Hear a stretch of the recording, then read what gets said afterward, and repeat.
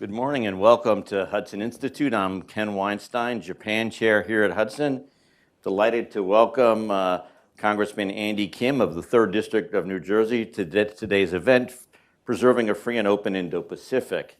The Congressman is finishing his 3rd term in the House of Representatives. He is the first Korean-American Democratic member of the House of Representatives, and if the polls hold as they currently do, this November, he is very likely to be the first Korean-American Democratic member of the U.S. Senate. He has a bit of an unusual background for a member of Congress. He served previously at USAID, the Pentagon, the State Department, and the NSC, as well as in Afghanistan before his election. Now, we share an important bond. We were both students of Professor Nathan Tarkoff, at the University of Chicago, and Congressman Kim went on to do a PhD at Magdalen College, Oxford, as a Rhodes Scholar, doing a PhD in international relations.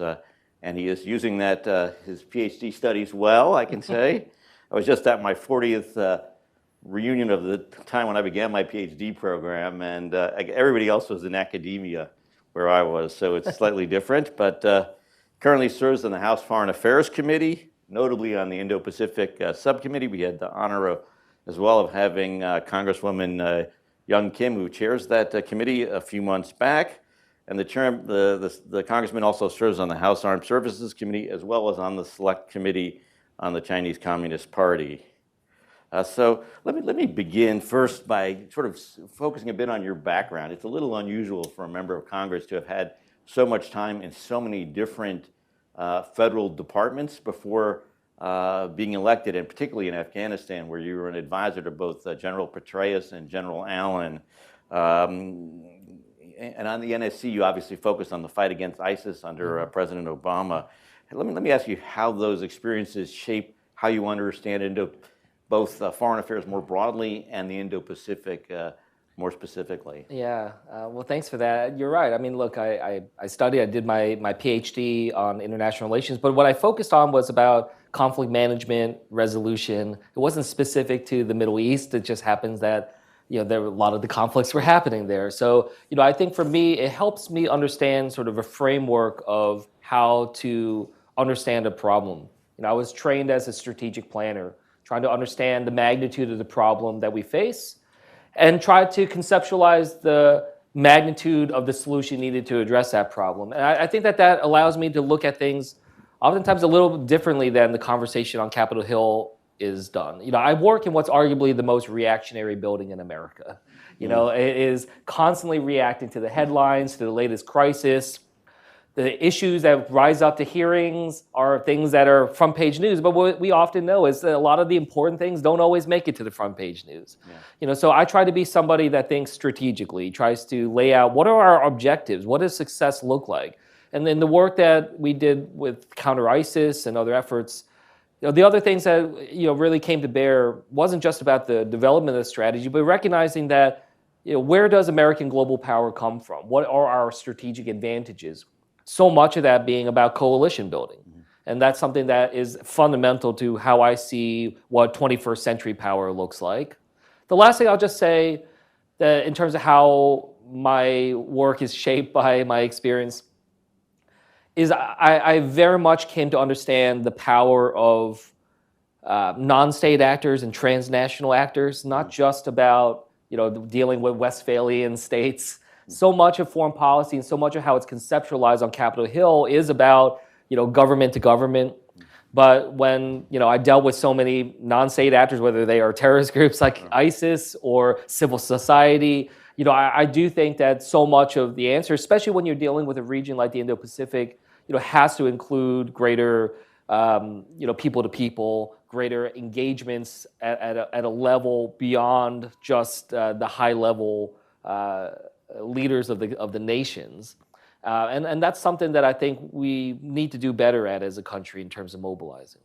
I will return to that in a second. I want to pick up on one thing you said, one word you said, talking about the building being, I guess, Capitol Hill being the most reactionary building, meaning it reacts to things. You don't mean it is like got a reactionary agenda. But I mean, that obviously poses a huge challenge between the sort of the sort of the 24-hour news cycle politics, sort of the gotcha politics of today. I just wanted to have you drill down a little bit more on sort of the challenges of setting a strategic agenda, given your experience. Yeah, well, look, I mean, it starts with just the deep challenges we face when it comes to a budget. Why I was here in DC this week. Our failure to be able to put forward a budget even for the next year, let alone trying to think through doing that more forward for a number of years. Having worked at the Pentagon, State Department, a number of different federal departments and agencies, it's so difficult for them to conceptualize and follow through on a strategy when just by virtue of how we operate is done so piecemeal. And so that's one aspect of it. But just beyond that, like I find that, okay, so like I said, it's the most generalist job. It's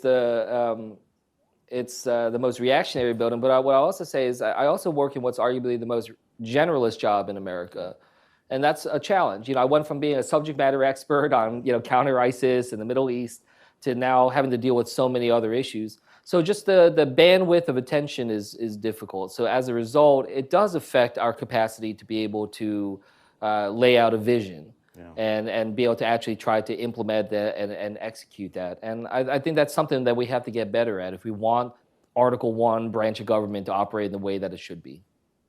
Great, very interesting. Let me turn back to, you talked about the need to do better engagement in the Indo-Pacific, people to people, and I think any impartial observer would have to say that the U.S., South Korea, Japan relationship is now, the trilateral relationship is at the clearest, strongest point, arguably in history, if not certainly in decades. And you as a Korean American, obviously your parents were born in Korea, they know the country well. You obviously know the country, know the culture well.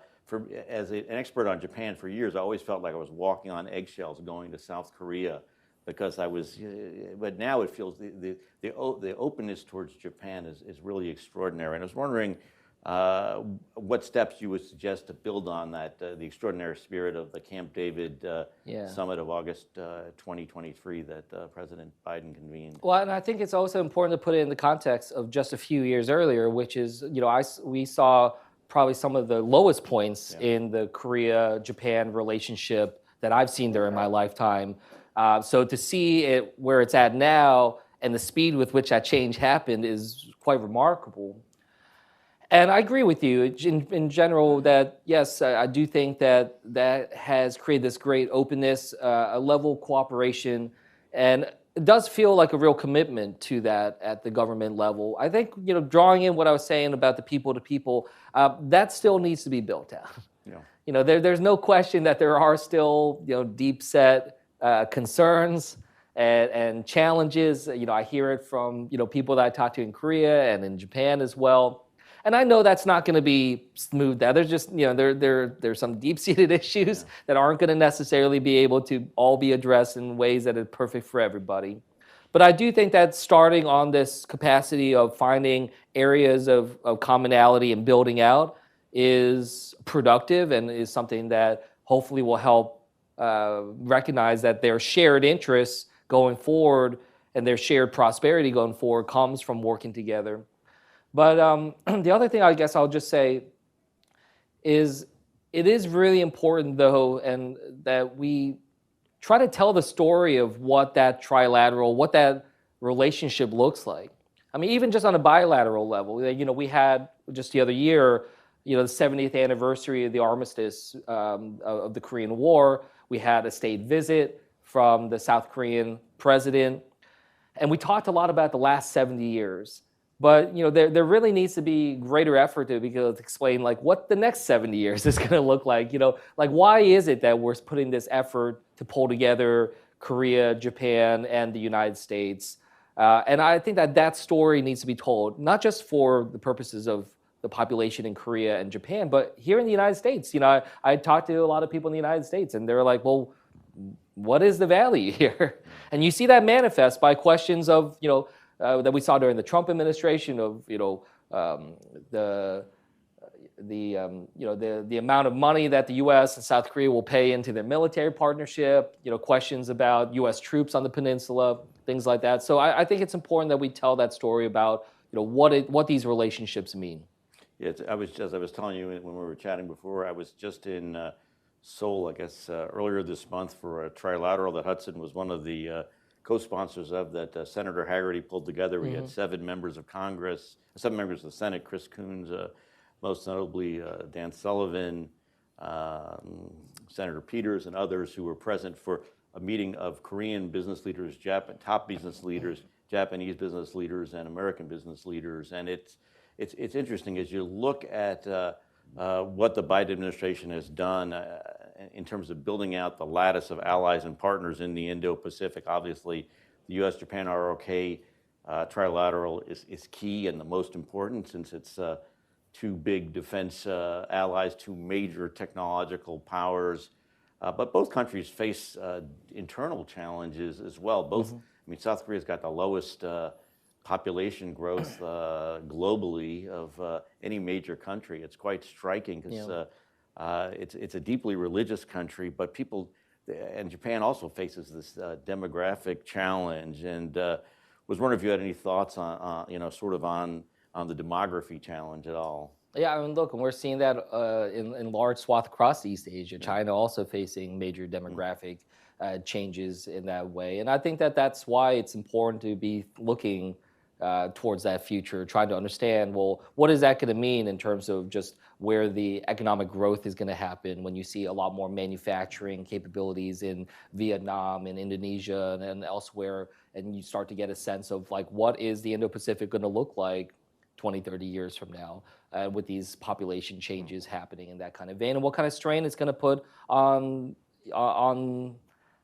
leaders of these nations. And we saw when we came to the last presidential race in South Korea, how so much of that was drawn and built off of grievances from younger people, younger generations in Korea. You see that in Japan, you see that in China and elsewhere.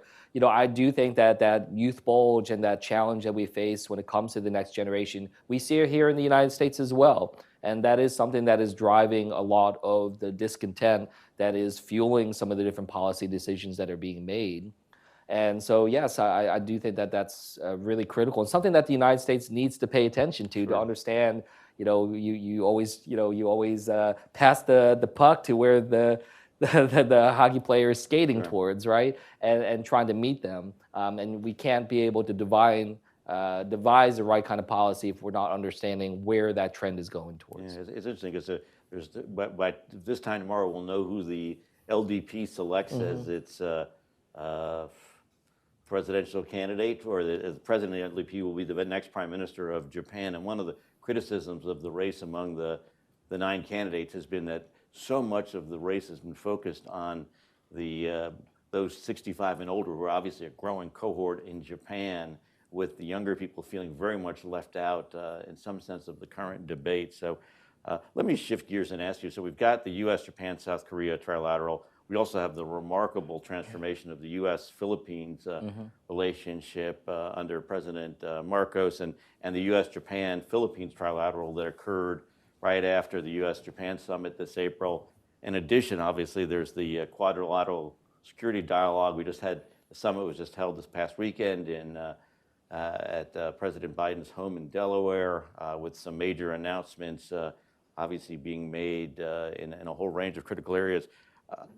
Let me first ask you, do you see what the next steps might be in this lattice of allies and partners at all? Is it going in a certain direction? Yeah, well, I as I said earlier, I'm a big fan of coalition building, and I think that that's key. I think it speaks to just the topography of the Indo-Pacific, that it's going to be different than how coalition building in the transatlantic is going to be conceptualized, and we shouldn't necessarily compare the two. Lessons can be learned, but there's just much more complexity in terms of identities, in terms of relationships, and just frankly, just the sheer space too. Yeah. I mean, it's pretty extraordinary. But I think it gets to what a lot of this discussion is culminating at, is just what comes next and undoubtedly this question about, what the relationship is between the United States and China and these other countries in China, and kind of framing that broader direction. I think what you see from this agreement for these different types of structures is a sense that from a lot of the nations that they want to maintain a multipolarity in the Indo-Pacific, that they don't want to see a hegemonic power of any sort be able to emerge in a regional and frankly global sense, that that the Indo-Pacific is one that is critically important, that it maintains that type of topography. And I think that that's a commitment. What those dynamics are and like what are the exact contours of that, yet to be determined. But I think that there is a greater recognition and understanding that that is perhaps the most important key towards stabilization in the Indo-Pacific. Yeah, it's interesting because you saw the Japanese Navy maintained their contacts with the Philippines, even under the Duterte government. We're now seeing the Philippines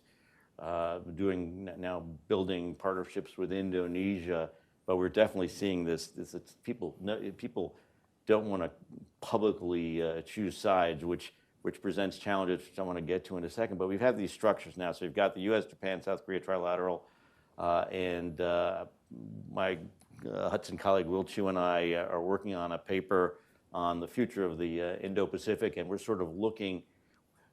arguing in a sense that the U.S., Japan, South Korea trilateral could actually be a more effective engine for growth and security in the Indo-Pacific than even the Quad in some ways, given the power, the economic power, the ties that both South Korea and Japan have to Southeast Asia. But you've got that structure, you've got the U.S., Japan, Philippines structure, and you've got the Quad. And how do you see the relationships between these various structures, or in terms of complementing each other? Yeah, I mean, first and foremost, it requires the sustained energy and engagement. That's key. Is that it can't be seen as sort of zero sum, like that. America has only this much bandwidth for Indo-Pacific, and it's going to start to be divided amongst these different arrangements. If things start to look that way, then you will see more tension and friction between some of these different entities. So it's important for the United States to continue to show that we're growing our diplomatic presence in the Indo-Pacific, that we're investing in more, we're using different tools, whether the DFC and other components to be able to mobilize. And when it comes to these types of groups, I think it is important to show that there is forward momentum, new projects that are being taken, and that there's not a sense of stagnation. So, you're starting to see the Quad take on, maritime issues, other types of things that they hadn't done before. You're starting to see the trilateral, build out further as well. What we just saw, in Wilmington, Delaware with the Quad and other things. I think it's good to kind of lay out that vision. But, as someone who's worked at the State Department, it's hard to keep that going, especially when you have leadership changeover in different nations. Are they going to continue this and have the same kind of velocity? And I think that that's something that people are very much looking at towards the United States to understand, whether or not we have the appetite as well as the wherewithal to be able to maintain that kind of attention. I find that to be, the biggest worry amongst other nations is not our capacity, but our will. Yeah, our bandwidth. It's interesting because Prime Minister Albanese of Australia didn't go to the NATO summit, didn't go to the UNGA, but did come for the Quad summit, which I thought was very interesting. Let me ask you about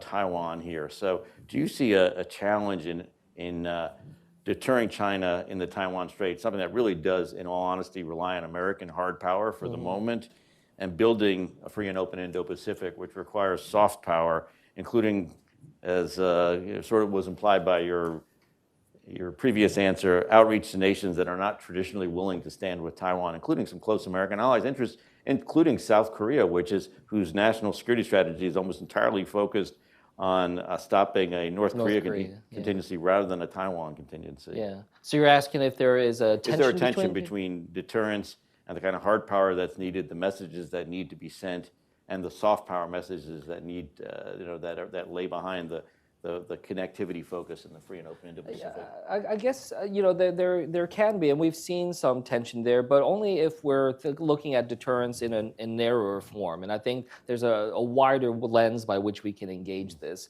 You're right. I mean, there is an important aspect of it that is about hard power, military might, and that's important. We've been investing in that both in terms of our capacity as well as capacity of partners in the region.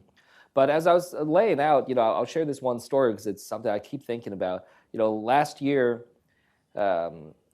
earlier last year, I had a leader of a Southeast Asian nation give me a call, and he asked me, like, your country's not really going to default on its debt, are you? And I remember, turning to them and being like, well, look, I'm going to do my best to make sure it doesn't happen, but I can't say for certain. And the person on the other end of the phone, he just kind of laughed a little bit. And he just said something that's just stuck with me. He said, "I just want you to know when I gather with other officials from other nations and we talk about America, the question we ask is America a reliable partner?"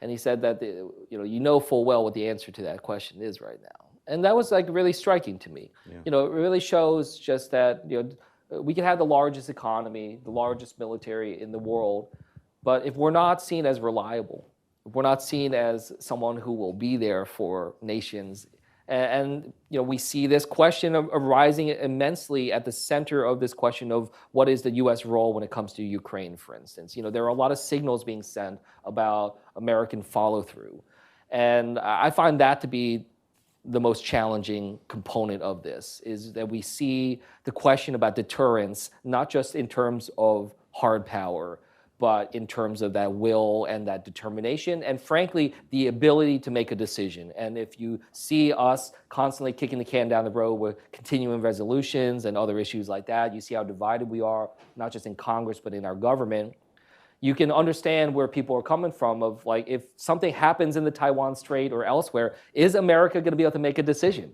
about what to do in a timely manner? And that is something we have to, as a country, get better at, to be able to show that with all of our capabilities, we also have commensurate will and ability to make those decisions. Yeah, and that gets back to the first question, to your first answer, which is the problem of Congress having to react to so many things. Correct. Rather than setting a strategic tone for the direction of the country. And I'm just wondering if you'd care to comment on the strategic culture in the United States now, going back to when you first entered government service, how it's changed. The strategic culture? Yeah. Well, I first entered government 20 years ago as an intern at USAID. And look, that was a very different time. It was a different era of politics. I am somebody who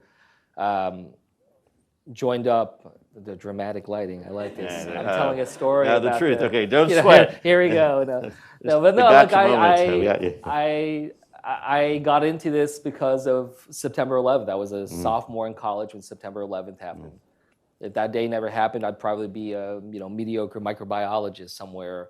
But so having a nation come in with two wars and this war on terror, this question about transnational actors, again, challenging the Westphalian sense of nation states. It's fundamentally different than the era that we're in now. So I get it. The strategic culture has changed, but also just the paradigm shift of the world has changed. And I'm not just saying that it's some new great power competition. That's one contour of this new era, but we don't actually know what we're in now. It wasn't necessarily just the pandemic that moved us in. This shift was already happening away from a post 9/11 era. And I think that that's something that is showing now more than ever. It's so important because we have so much unpredictability in this system. As someone who works in national security, like the thing I hate most in life is unpredictability. There's so much right now, and that's causing so much of the anxiety with the American people right now. They just don't know what's going to happen next. So therein lies the importance of having a sense of objectives. And I still, I still feel like we struggle to understand the importance of having that. Even with the work we're doing, whether in the Indo-Pacific or in the Middle East, we talk a lot about our actions, but not a lot about what we're trying to fundamentally achieve. What that success will look like, and I think that gets harder and harder as our society gets more and more nearsighted. Whether it's because of social media, whether it's because of just the overwhelming amount of information. Information is no longer the scarce resource in our society, it's attention. And so, these are some of the threads that we're having trouble with in order to be able to lay out that kind of strategic culture. One of the areas that's the Biden administration has placed a huge emphasis on is obviously the climate change challenge. And you've been a big advocate for clean energy, climate investment, both on Capitol Hill and in your Senate campaign. On the other hand, you're also a member of the Select Committee on China and obviously on the subcommittee on Indo-Pacific affairs of the House Foreign Affairs Committee. How do you balance climate sustainability when China dominates renewable energy and electric vehicle markets? How do we make sure we're not setting ourselves up for another deep dependence on China that's going to be leveraged? Yeah, I think that's what I was getting at when I was saying that deterrence, we need to have a broader vision about this.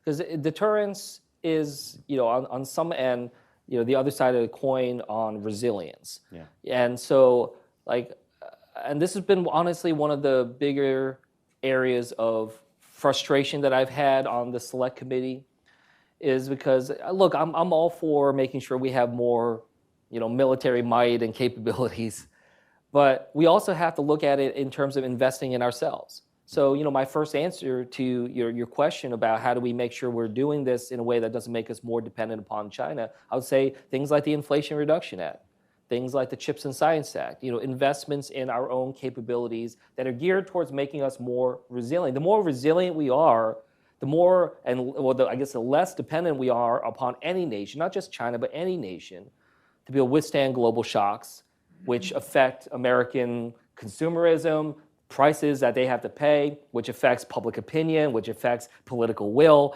The more that we can try to insulate ourselves and protect ourselves from these shocks, make our supply chains more resilient, make the production here more with us as well as allied partners, the stronger our capacity for deterrence is. Yeah.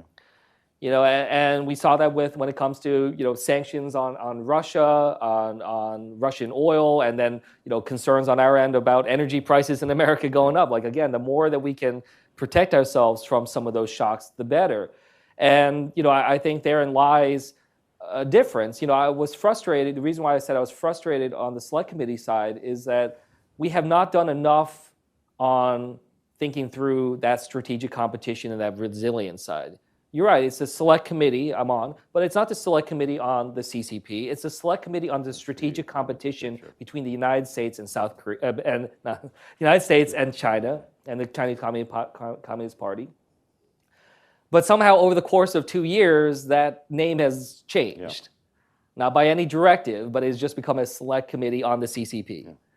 And I think we're forgetting about that sense of strategic competition. And you look at it, and look, every single Democratic member on that Select Committee voted for the Chips and Science Act, whereas every single Republican member of that Select Committee voted against the Chips and Science Act. So you see a difference in how that perception of investment in our own capabilities, our own innovation, differs between the two parties in a fundamental way. You can imagine if that's the difference on what's considered to be one of the more bipartisan parts of Congress, you can imagine how that plays out on the wider stage. So I'm trying to shift the mindset on Capitol Hill about what deterrence means, what strategic competition means. It's not just about, if you're in a race with another country or another person, you don't just win by slowing down them. You also can win by boosting up your own agility and capabilities. And I think more investment in America, more investment in our capabilities will put us in a better position to handle issues like climate change. That's a perfect segue to my next question, which is the last I'll ask before opening it up to the audience. New Jersey is obviously home to numerous important shipyards for the United States. and so much is being both constructed and repaired there. It's clear we need more naval assets for deterrence in the Indo-Pacific and arguably also in the Mediterranean. Given the concerns about capacity and capabilities of U.S. shipyards, do you worry about the weakening of the U.S. naval industry? One of the interesting things we've now seen is Hanwha, the Korean shipping company, is now investing in the Philadelphia Navy Yard, which was obviously played a critical role in World War II and since, but has since fallen on hard times. What actions do you think the U.S. and its allies should do to improve our capabilities and in particular our U.S. naval industry? Yeah, well, just in general, our industrial base in our country, we've seen just huge weakening to that, and certainly in terms of the military industrial base too. I mean, we've seen that in terms of the challenge we face in terms of being able to get artillery or equipment out to Ukraine and elsewhere. When you had all these hot lines of production during the 20 years of the war on terror, and then you see how we start to close that down, including the changes, fundamental changes. When we look at a shift from a more Middle East focused, terrorism focused operation to something dealing with the Indo-Pacific, and again, kind of near peer power competitions, it's going to require different types of assets. That being said, I'm all for the investments on the naval side, but the Ukraine war has really fundamentally shown us a change. I mean, it's one of the most incredible shifts in warfare that I've seen during my lifetime. I kind of equate it to World War I, which was started by, on horseback and ended with the advent of aircraft into warfare. We're seeing a level of effort in Ukraine that I think is going to fundamentally shift so much of this. When you see so much of the use of drone technology, low cost, disposable technology, able to decimate exquisite military equipment, whether tanks or fighter jets or others. The change that we're going to see when it comes to hypersonic technology. You were talking about how you had a panel discussion about that. That is going to fundamentally shift naval capacity in many different ways. So we need to make sure we're doing it right. It's not just about quantity, but what are we going to do to make sure that this is going to be protected from some of these other types of efforts? Because we saw how, during the war on terror, how, IEDs completely reshaped our conception of warfare. That's what these drones are doing. It's a new kind of IED kind of mentality, and we're not responding in that way. The last thing I'll just say, because we talked about the trilateral, and this is something that I've been thinking about how we can build upon. One of the biggest hurdles for the United States to engage in greater military cooperation with Japan in particular, but also with South Korea in a societal way, is about cybersecurity. And with all the technology that they have, Japan is not where it should be when it comes to cybersecurity, and South Korea has a more that it can do as well. And I think, to the point, I'm not saying we need military interoperability, but the ability for us to partner, there is a ceiling when it comes to our capacity, especially when we're dealing with a region where you have such intel strong countries like China and Russia trying to penetrate every aspect of what's out there. So those are places where I continue to push for greater cooperation. I think are areas that are extremely important because it enables so much other aspects that are out there. Great. Well, thank you very much. Very interesting. Let me turn it open for questions, and let me ask everyone to make sure you have a question and try to keep it short, and please identify yourself, and we need a microphone. Yeah, right over here, the gentleman in the front row. Thank you. I'm Mike Fonte. I work for the Democratic Progressive Party's mission here in Washington. I noted that when the Select Committee put together... In Taiwan, let me just say. I'm sorry, in Taiwan. Yes. Further. When the Select Committee put together its proposals for Taiwan, you were the only vote against it, and you made, I thought, a very important statement, which was we need to think more broadly about how we support Taiwan, what kind of coalition building we're doing, and what economic and diplomatic tools we might use. So I wonder what thought you had about building out support for Taiwan. Yeah, well, what I was articulating at the time when I voted no on that was saying that the Select Committee is not a subcommittee of armed services. It stands separate. And as a result, it can do things that armed services and foreign affairs and other committees cannot. I wanted it to be something that could cross jurisdictions and try to, bring a more fulsome approach. So when I see a list of recommendations that are almost all about military capabilities, I didn't feel like we did our due diligence. And I think that there needs to be a greater sense of what diplomatic investments, as we're now seeing, we are no longer, the United States is no longer the nation with the largest diplomatic presence in the Indo-Pacific, other types of investments that we can be doing.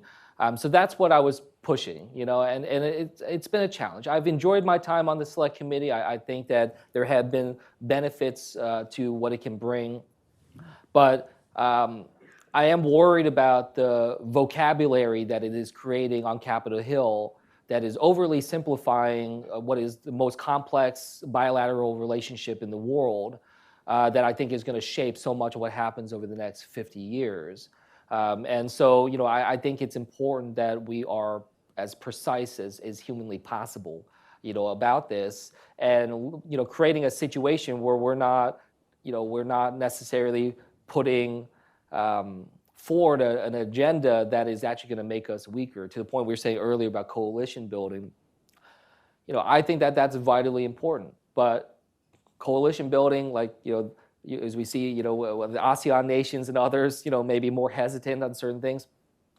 I remember hearing from them, they were saying, hey, look, if you're going to continue to push this vocabulary or push this narrative of, it's either the US or China, they're saying, like, you may not like the answer to that. Like, you got to be very careful about how it is that you're thinking about coalition building, because if you're pushing vocabulary that's very antagonistic, people might not want to join up, might not want to necessarily be in that proximity. So I just want us to be thoughtful about that, and we can do better. Other questions? Over here.